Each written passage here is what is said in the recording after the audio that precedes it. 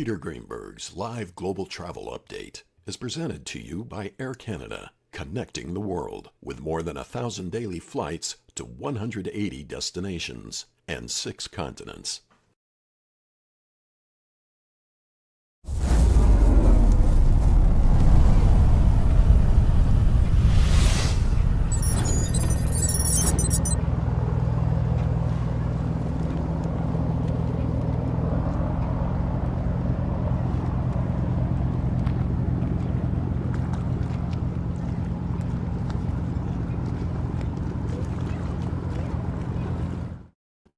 Hello, everybody, and happy Thursday wherever you happen to be. We're out in California for our weekly global travel update, and lots to talk about. So let's get started right away, and then we'll get to your questions.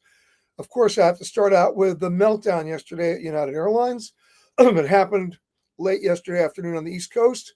A computer glitch in their headquarters, which provided, or was supposed to provide, all the dispatch information to all their pilots, meaning their weight, their balance, their fuel load, their air traffic control route maps, everything.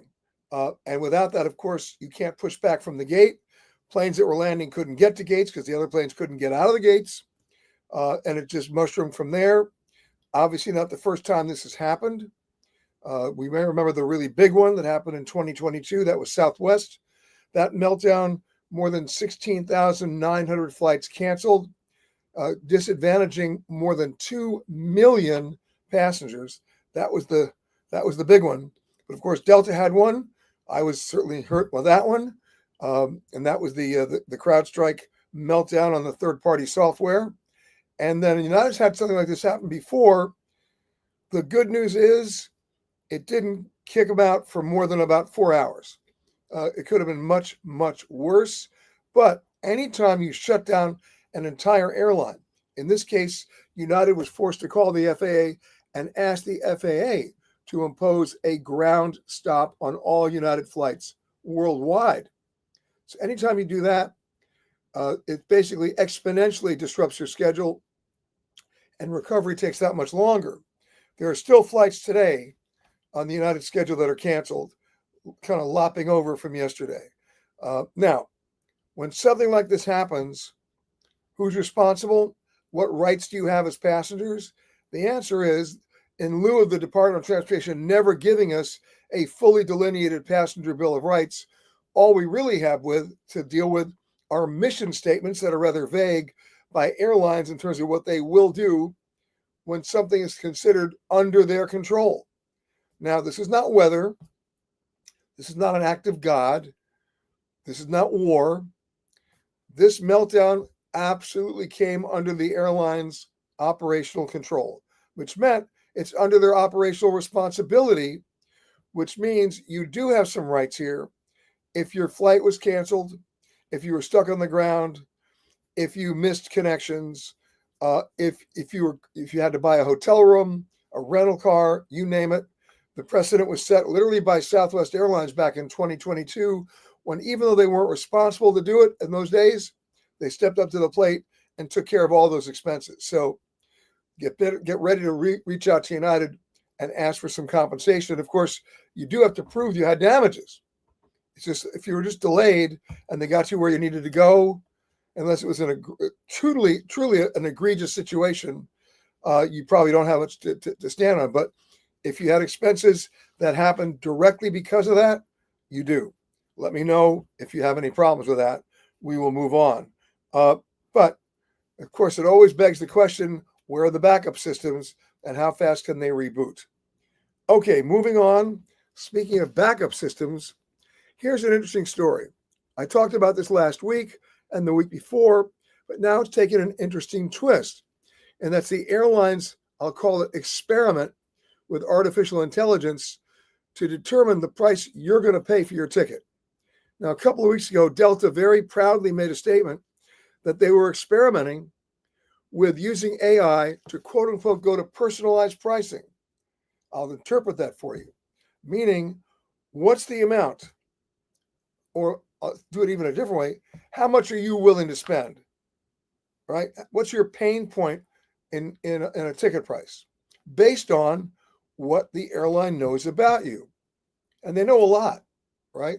They already know a lot. If you have a frequent flyer number that you insert when you make your reservation, they already know your entire travel pattern.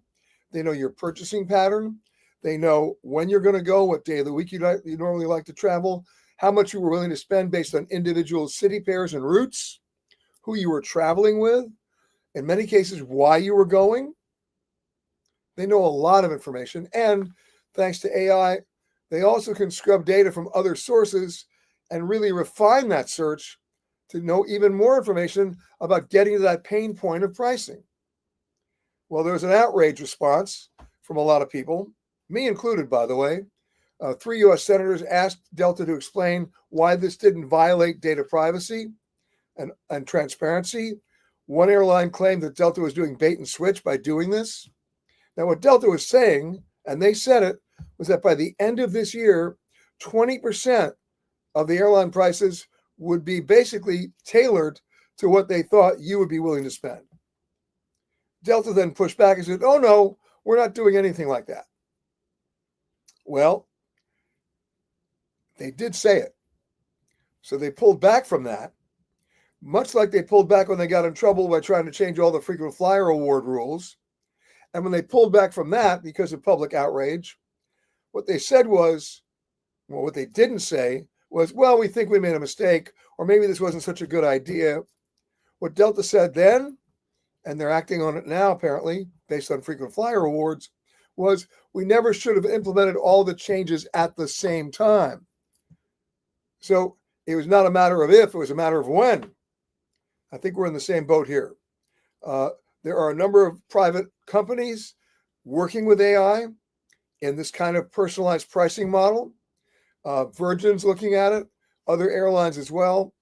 And again, when Delta pushed back and said, we're not doing it, what they're really saying is, let me interpret, we're not doing it yet, but we're certainly contemplating it.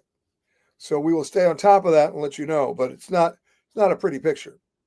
Now, in the meantime, if you think they might be doing it, are there some short-term hacks to try to get around it? There are. Never insert your frequent flyer number until after the ticket is booked and paid for, or sign on as a guest, or use a VPN, or clean out all your cookies, or go through a third-party website where you're also a guest and they do not have your frequent flyer number on file. You can always insert it later. All right? Right now, based on booking a flight in this brave new world of AI, I think the philosophy we need to embrace is less is more. Okay? Moving right along. Big outrage now, and I saw it in person, by the way, on 3 separate airline gates from the Southwest Airlines decision to get rid of their bags fly free policy. That's already in effect, of course. But let me tell you what I saw in the last 10 days.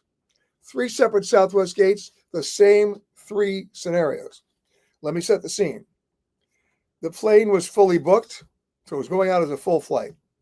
Everybody was at the boarding gate, ready to line up because they haven't done assigned seating yet. That's going to kick in January, but they're still doing the A, B, and C boarding. And everybody's lining up based on their number on their boarding pass when the gate agent makes an announcement. And it was a weird one. Ladies and gentlemen, this is going to be a very full flight, but we've only found that only 50 bags have been checked in. And that's not enough. For who? For revenue? For capacity? Now, here comes the interesting development. What's the next thing out of her mouth? So if you bring your bag up here to the counter, we'll gate check it for free. So what did that accomplish? It pissed off the other 50 people who paid to check their bags. Double standard. There's no incentive now to check your bag and pay for it if you can bring it to the gate. So how many people showed up at the gate now with their bags to check? Bags, by the way, that could easily fit in the overhead compartment. A lot, like about 70. So they're checking all those bags for free, but now that takes the time from the gate agent to board the flight to start issuing bag tags and then getting the bags hand carried downstairs to put in the belly of the plane. Guess what? Plane takes a delay, 30-minute delay. So what have we accomplished here in the pursuit of additional revenue? You pissed off the passengers who paid to begin with, then you pissed them off again, then you've taken a delay, and nobody boards on time. I saw that happen on 2 other gates with the exact same scenario, where they said not enough bags have been checked in. When was the last time you heard that? So it'll be interesting to see what happens when they now go to assigned seating where you're paying a premium. Having said that, looking at the original models that they're using right now to determine what you're going to pay for an assigned seat. Now, we see this with other airlines as well. I see it with Delta all the time. And here's what happens. You're a frequent flyer with Delta, and I am. And you want an upgrade. We all do. And next thing you know, I'm flying with my wife. I pick 2 coach seats next to each other, obviously. And I'm fine with that. Now Delta Airlines sends me an email saying, congratulations, you've been upgraded to 15E. Why do I want a middle seat? Because it's closer to the front of the plane? What about my wife? Why would I ever want a middle seat? Hold on to that thought. Now Southwest Airlines is entering the brave new world of assigned seating. And what are they doing? They're determining that a seat closer to the front of the plane, even if it's a middle seat, can be $60. Why would you ever do that? People think they've been upgraded? So they've got some shakedown cruising to do on this. All right. And at the same time, they've now revised the actual rules and the perks of their branded credit card through Chase. The Southwest Airlines credit card, for which you earn miles, of course, has just gotten redone and repriced. That Southwest Airlines credit card is now more expensive. And why is it more expensive? Because if you pay the extra $200 that you would have otherwise not paid to get the card, and that's more than you would have paid last year, guess what? It includes 1 free check bag. What's the value of that if you can take it to the gate and they'll check it for free? So time to revisit all of this. And people are not happy. The U.S. Department of Transportation has approved the proposed JetBlue United Airlines quote-unquote partnership. Now, what does that partnership entail at this moment? It means that United Airlines gets back into JFK, where JetBlue is the dominant domestic carrier and has the slots and the gates to give them. United did a really stupid decision about 6 or 7 years ago, actually a little longer than that, when they left JFK and concentrated all their operations at Newark. A lot of people, including me, didn't like that for all the obvious reasons. Now they're going to get back as of next January with at least 7 flights a day from Kennedy as part of this JetBlue partnership. And there's some yet to be defined interline benefits of getting United miles on JetBlue flights and JetBlue miles on United flights. Mark my words, this sort of vague partnership is just the predecessor. It's the precursor, if you will, to United buying JetBlue. You heard it here first. And JetBlue has not had a great couple of financial years and tried to expand too rapidly overseas. Let's see what happens. But that's really where we're going. All right, you want some good news? If you happen to be flying out of the Minneapolis airport and you happen to be staying at the Intercontinental Hotel, which is literally at the airport and in the terminal, guess what? They've now put together a separate door at the hotel about 40 feet away from the check-in desk. And when you go through that door, it has its own dedicated TSA security checkpoint. No lines. And the minute you go through that door and that checkpoint, you're in the terminal. How great is that? So great, in fact, that even if you're not staying at the hotel, why would you go to the airport? Just drive up to the hotel and check in there. Smart people are going to do that. But it's a good role model for other airports where you have airport hotels inside the airport terminals. like Detroit, like Tampa, uh, and many other hotels that are airport hotels within domestic U.S. airports. I hope it works. We've been waiting a long time for some smart moves here. That's a smart one. Okay, now we're talking about fallout this week. We had fallout from the United Airlines meltdown on the computer, fallout on Delta with artificial intelligence, fallout on Southwest and the baggage. We got one more, fallout on Hertz.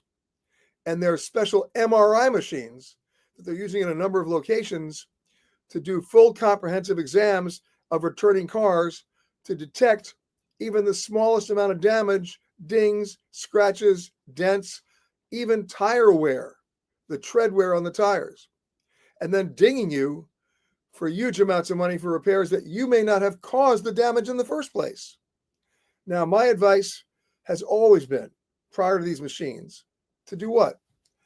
You get your rental car agreement, they give you the keys to the car, you go to the lot, there's your car. What we almost always do is jump in the car, show the agreement at the gate, and leave. Take out your cell phone camera, do a thorough walk around the car, make sure your photos are time coded, and record every ding, dent, bump, scratch on the outside of the car, and do the same thing that shows the condition on the inside of the car. Then go back to the counter. I'm sorry to do this to you, and get the rental agent to note on the signed contract the pre-existing damage to your car, so that when you return it, you're not dinged. But here's the problem. Hertz only has a few of these machines in some of their gateway cities. And here's how it really does not benefit you. Let's say you rent a car and nobody's showing you that report, right? Even if you did the walk around yourself. You rent the car and let's say you rent it in Chicago and you drive it to Milwaukee. You drop it off there, pay for the car, you leave. Person B rents the car in Milwaukee, drives it to Sheboygan, drops it off there. Person C rents the same car, drives it back to Chicago, where it goes through an MRI machine, and person C gets dinged for damage. Does that sound fair, transparent, or honest? Get ready for court cases, folks. But at the very least, if you're renting a car from Hertz and some of the other rental car companies that are going to start using similar equipment, you need to demand that they show you the MRI report on your car prior to you taking possession of that car as a rental. And don't stop taking your own photos either, right? And let's see what happens. But this is a situation that's destined to be litigated. Absolutely litigated. All right. And then last but not least, before we get to your questions and say hi to everybody, the U.S. State Department has now essentially formalized a system where anybody who wants to visit the United States is going to have to post a bond of up to $15,000 before they get their visa. Why? They do not want people overstaying their visa or their dates. But you charge up to $15,000. How many people can afford that as tourists to even visit the United States, right? I mean, that's probably 6 times the money they're spending for the trip. So, and in the initial list issued by the State Department as to which countries are going to have to pony up, meaning the citizens of those countries, in order to visit, a disproportionate number of them are African. I'm not saying a word. You figure it out. Anyway, beware of the world of reciprocity. You remember when the United States, I went to Buenos Aires one year and they charged me $150 to enter the country. Why? I had a valid U.S. passport. The reason? We were charging Argentinians $150 to enter the U.S. So it's not going to be long before you want to visit certain countries, you're going to have to post the bond. And the way they're playing this game, it may not be refundable. Crazy, right? Get ready for that to be litigated. It's all getting crazy. Now, speaking of crazy, I had to laugh. I hope you have had a chance to see the movie, Liam Neeson and Naked Gun. But you may not have to see the movie Naked Gun to see naked passengers. Get a shot of this. A United Airlines passenger walking on the plane, sitting there, shirtless, and nobody says anything, and he flies. Look at this. I really hope it doesn't. Okay, well, wait. We're just getting started. In the last couple of weeks, a parade of naked people at airports having meltdowns or just performing. There's one there. There's one to the right. They're everywhere. So at the very least, you're getting a show. Talk about in-flight entertainment, right? Okay. Now, let's talk and say hi to everybody. We got Linda saying, hi from Naples. Just wondering what you think about Egypt announcing November 1 as the GEM's new opening date. The GEM's already open, folks. They did a soft opening. What Egypt is trying to do, but it's been delayed because of the situation in the Middle East, not to mention Gaza, is they want to do a huge glamour sort of, metropolitan opera gala opening with every head of state for the opening of the Grand Egyptian Museum. That hasn't happened. So now they've just picked an arbitrary date of November 1. But I'm telling you right now, the museum is already open. All right. Hello from Jim and Harriet in Richmond. Priya saying, hope you're doing well, watching from a perfect sunny day in Chicago. All right. Mr. Cooney is saying hello from Moab. Here's a piece of trivia from Moab. Back when I was basically running domestic television, dramatic television for Paramount, we developed a pilot. In fact, one of the more successful shows at ABC. And the pilot was MacGyver. And where did we shoot the pilot episode? In Moab. There we go. Barbara's saying hello from Louisville. Tim's saying greetings from Piedmont Park, Atlanta. Why is the government thinking of sticking their nose into reward programs? Well, how much time do you have? There is no regulation of reward programs now. It's the wild, wild west, and there's no sheriff. By the way, I'm not a fan of full-on government re-regulation. But you know what? That's why we have the Department of Transportation to make rules that airlines have to abide by that benefit everybody. And the Federal Trade Commission needs to weigh in on the frequent flyer awards, because I'm not going to get into this in detail for reasons I may explain in a couple of weeks. But most important to know or to ask is this question. By the way, it's a rhetorical question. If I make you a promise, and at the time I make you a promise, I know I have no intention of keeping that promise, doesn't that constitute criminal fraud? Apply that to your relationship with airline loyalty programs, and then we can chat for a couple of weeks on that. That's why I think the government is looking into it. You know why? Because not only are these frequent flyer programs not keeping their promise with ridiculously low redemption levels and ridiculously high, that's a percentage of redemption, and ridiculously high redemption levels in order to do it, assuming they give it to you, they're angering and frustrating a whole different group of passengers, otherwise known as judges, lawyers, and legislators, all of whom are in the same boat that many of us are, where we're earning miles we can't use. How frustrating is that? Stay tuned. All right. Sue says hi from Bellingham, Washington. Paul is saying hi from Ashland, Virginia. Gene's out there in Tulsa. Tim says, which hotel chain has the best status program? I can't give you that answer because so many hotels have now gone to dynamic pricing about their reward programs where it's a shell game. You have no idea on any given day if there's a room available or what the redemption level is going to be to get that room based on your points. When I say we'll talk about this in a couple of weeks, we will, because we're working on a longer piece about this. It needs that kind of attention. All right, so stick with me on that. Michelle says hi. Hello, Michelle. Kamala is saying hi from Tucson. Kim's saying, oh, okay, Kim. Hello, Marie. And Mutatina is saying hi from Uganda. Barbara's saying, so in other words, Delta wants to no charge us the maximum amount we're willing to pay. That's not in other words, that's in their words. They call that personalized pricing.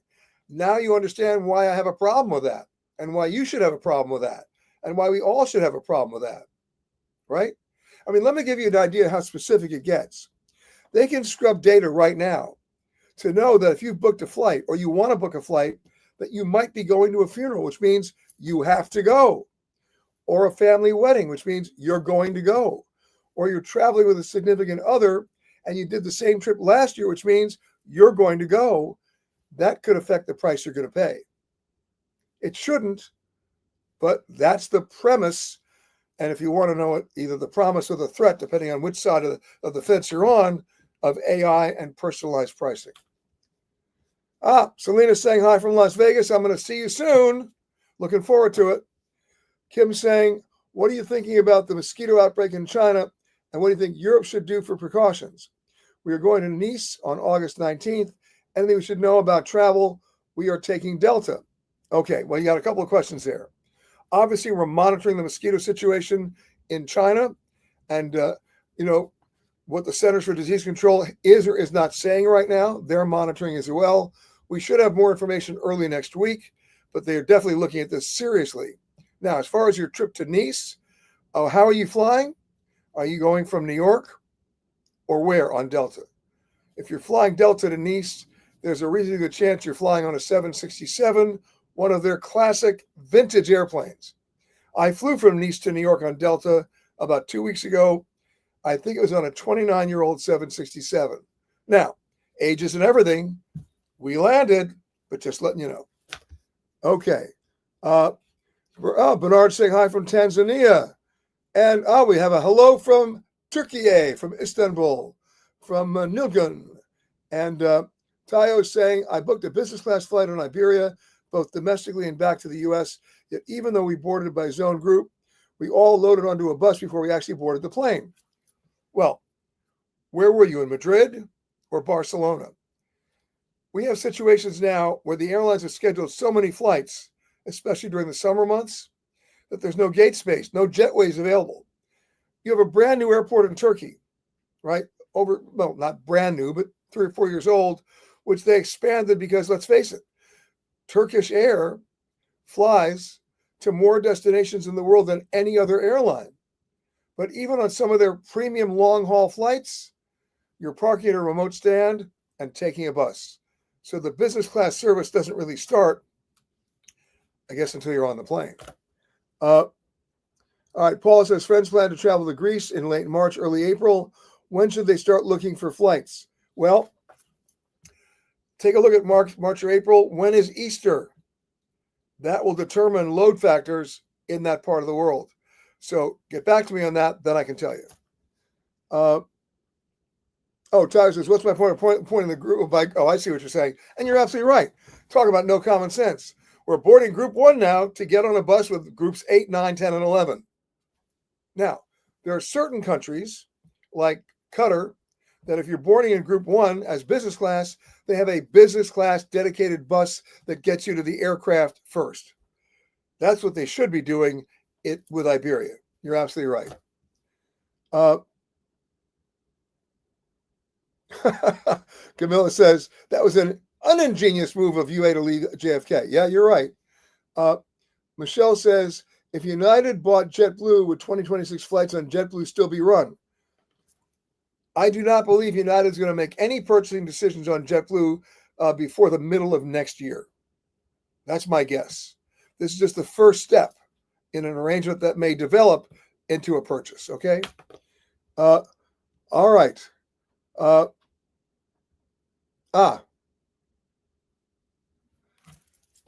good friend Frank Radis, my old pal, he says, I just joined the conversation. Have you talked about the bond to travel to the States? Yeah, I just did, Frank. Will there also be a tourist tax to enter the U.S.? Well, there's an additional visa fee that they've just upped to $250. That's not the bond. That's just the processing fee for the visa, right? But what I also talked about, Frank, is beware the world of reciprocity. What's going to stop the countries that are affected by this by telling us we're going to have to pay a $15,000 bond to visit Kenya, for example. So stay tuned. Okay, Richard's saying, thank you, Richard, for that nice note. All right, Willie's saying, greetings from Denver. Randy's saying, from sunny and hot Ann Arbor. Yeah, Canadian wildfires are burning. That's right. And if you're in Ann Arbor, you're going to get some of the effects of that. Okay, Peter saying greetings from Uganda. Okay, from the Kabale National Park. All right. Russell saying greetings from Calgary. We love Calgary and the Stampede. Robin saying hi from sunny Tampa. Hello, Robin. Love to hear from you. Kim saying hi from New York. Hello, Kim. And yes, a 29-year-old plane, Kim. You're right. My pal Ian saying hi. Ian's a member of the Ocean Beach Fire Department next door to where I am in the Ocean Bay Park Fire Department on Fire Island. Nice to talk to you, Ian, and nice to hear from you just the other day. Amy's saying, I have travelers going to Istanbul after a trip to Greece. Travel warnings have risen. What do you think about safety? What travel warnings? About what? Be more specific, then I'll tell you. Elizabeth saying, we are flying from JFK to Rome, round trip, September 2nd to 20th. When should I try to upgrade seats to select comfort on Delta? Well, let me define what I mean by select comfort on Delta, by the way, or comfort plus on any other airline. It only means they're deferring the orthopedic surgery. That's all it means. All right, you know what I'm saying. Well, how are you trying to upgrade? Cash, miles, or are you a frequent flyer hoping for a complimentary upgrade certificate? The bottom line is September is the magic month for getting upgrades when the weather's still great, right? Planes are going to be full through Labor Day. Okay, so you have to wait. Simple as that. Paul is saying, Orthodox Easter is April 12th, Catholic Easter April 5th. So thank you for answering that question. Looks like your travel will be before those dates. So go ahead and make that reservation now. Hopefully the fares will go down a little bit, but you can at least use that as a benchmark. Well, thank you, Tim. I appreciate that note. Milton says, I have miles from United. Should I use it as soon as possible? If any of you are watching me and you have miles on any airline, let me remind you, they don't accrue interest. This is not a bank. They get devalued by the day by the airlines, either by capacity or by redemption levels, by how much it's going to cost you to redeem it. And there's nobody minding the store. There's nobody setting the standards. There's no regulation of anything. The airlines can do whatever they want. So you got to use them and burn them, earn them and burn them, but do it strategically, right? You don't want to go to Paris in the summer. There won't be any seats available. If they are, it'll be stratospheric in terms of the redemption levels. There are 193 countries in the United Nations. Every airline has strategic partnerships, whether it's the Star Alliance with United or the One World with American or the Sky Team with Delta. Pick another partner and pick a destination that they fly to that none of your friends want to go, right? And unless there's civil war in the streets, very few locations like that, go. You'll get some redemptions, you'll have a great experience, and you'll be able to use your miles for the purpose for which they were first intended, rewarding you for your loyalty at a reasonable level. But those days are tough to find. So move quickly on that. Amy says, terrorist attacks against Americans per the State Department. What? In Greece? What are you talking about? What? Too much baklava? No. I would read those State Department advisories. They're not warnings. State Department advisories very carefully. They are painted with too broad a brush. If there's a riot in Cincinnati, it doesn't mean I can't go to Cleveland. Take a look carefully. I just came back from Greece, and the only thing that attacked me was the sun. I stayed out a little too long, but you get my point. Okay, let's scroll back up again. Oh, here's some other questions that you guys have asked this week. Levita, I hope I pronounced your name right, says, no matter what the rental car people do, I will still be taking photos of every single square inch of the vehicle they give you. That's a good policy. Okay, Edward says, while the outrage is understandable, not all of this week's fallout is as dramatic as it sounds. Delta's AI pricing idea isn't new or unique. Airlines have used dynamic pricing for years. Yeah, they've used dynamic pricing based on load factors and other events that may be happening in the area. This goes beyond that. And that's where I'm raising those questions. Okay. All right. Sandra's saying it was the cuts at Southwest Airlines which moved me to fly Delta. Southwest cut their nonstop flights from Fort Lauderdale to Atlanta and gave me 3 alternate flights through Houston or Midway or Baltimore. When I had to spend over 9 hours of my day, which to take what should have been a 1 hour and 58-minute flight, I changed airlines. I don't blame you. There is no valid reason why anyone in South Florida should have to fly any other airport or greater distance than directly to Atlanta. I agree with you as well. Natalie says, I keep hearing about skip lagging for cheaper flights. Is it legit or risky? It's neither. Well, it's not legit and it is risky. Let me explain. Skip lagging goes back to the name of what we call the hidden city ticket. I'll give you an example. If I'm flying from Los Angeles to Austin and the nonstop flight, I take that back. I'm flying, let's say, Los Angeles to Dallas, and the nonstop flight is $500. But the same airline has a flight that goes Los Angeles to Austin with a stop in Dallas for $380. Skip lagging means I booked that flight and just get off the plane in Dallas, which is where I wanted to go in the first place. It doesn't work. It works if you're only flying one way and if the airline doesn't catch you. Because the airlines have sophisticated algorithms to be able to know if you completed your flight. If you didn't continue on to Austin and you're on a round trip ticket, they void the round trip ticket and charge you a full fare to come home. It's not a good idea. Hidden city ticket. Some people have tried it on one-way tickets, but again, you better not be checking bags because your bag's going to end up in Austin and you want to go to Dallas. Hope that answers your question. Okay. Britt says, I'm headed to Greece in September. Are the islands still packed then, or is it a good time to go? It's a great time to go. That is the magic month. Zach says, are budget airlines in Europe actually reliable, or do the extra fees make them not worth it? It depends on how you play the game. If you're packing light, Ryanair, it gets you there. Will you be stretching out on the flight? I don't think so. Will you be enjoying rich Corinthian leather? No. Gourmet meals? No. Will you be paying for water? Probably. But the price is right. And these are short-haul flights. And they really, turn things around between EasyJet and Ryanair and Wizz Air, all those guys. As long as you understand how to play the game, it is worth it. But don't complain to me that it was not first class, because it's not. Okay, let's go to the photo of the week.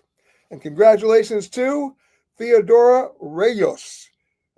She writes, I love the rainbow roads that they have in Iceland. Look at that street, huh? Is that cool? Makes believe like you're escaping to Candyland. They are whimsical and bright in the somewhat drab buildings. I took this photograph in Seyðisfjörður, a small town on the east coast of Iceland. I love it. It makes you want to play hopscotch all day long, doesn't it? Hey, listen, if you think you got a great photo that qualifies as the photo of the week, you know what to do. Just send it to photo contest at petergreenberg.com. And if we think it works along with with Theodora's, it goes right up there next to her picture, and we thank you for that. Housekeeping note, Saturday, our radio show coming from the Great Lakes on board the Victory One, a wonderful steamship designed cruise ship that is sailing between Toronto and Chicago's Navy Pier, with stops all along the way in places like Lake Erie and Lake Michigan, going through the locks. Phenomenal. Places you've never been to, a part of the United States that needs the discovery that it hasn't really had. So check out the show, 10 a.m. to 1 p.m. Eastern time. If you can't find it in your local market, that's easy. Just go to our website, petergreenberg.com. We stream it live starting about 10:05 a.m. Eastern time on Saturday morning. Of course, Travel Detective on the air right now on PBS, Amazon, and Apple TV. And get ready for our premieres coming later this year of Hidden Malta, Hidden Hong Kong, Hidden Egypt, and Hidden Alabama with my tour guide, Martin Luther King III. Those will all be on PBS, Amazon, Apple TV, and YouTube. We'll get more information for you as we get closer to those air dates, just letting you know, giving you a heads up. In the meantime, have a great rest of the week and watch out, because You don't want to have to pay the price that fits your pain point. It may be painful enough already. Thanks, everybody, for watching. Anthony, thank you for joining us and helping us out on the boards. And we'll see you next week with another global travel update from somewhere around the world. Bye, everybody.